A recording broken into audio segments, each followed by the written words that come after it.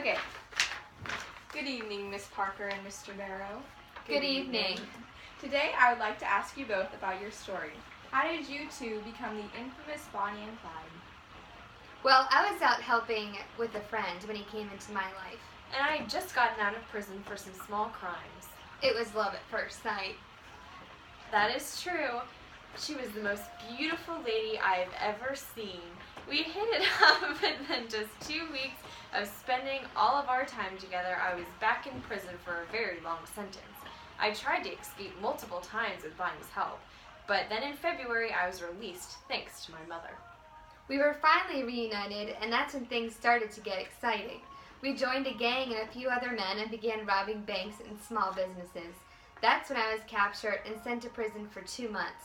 But once I got out, we were back at it even better than before. We kidnapped multiple people, robbed banks and businesses, and killed at least 13 people, including a couple law enforcement. They hated us for that. Was there any need for a medical examiner for when you killed the people? Not really, because normally when I killed people, I would shoot them and the cops would know who did it and why. The main reason I got rid of them is because they would corner us and I would rather kill someone than go to prison. The crime scene was pretty self-explanatory. When did this all come to an end? Well, after we made our way through 5 states on May 23rd, 1934, we were driving down Highway 154 in Louisiana. A bunch of cops were waiting for our car and ambushed us with a hail of bullets. We were both killed. Even though we wished to be buried together, they had us in separate cemeteries. Thousands of people came to our funerals.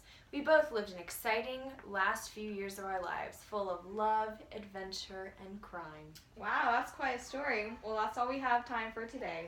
Thank you for joining me in this interview. Have a lovely evening.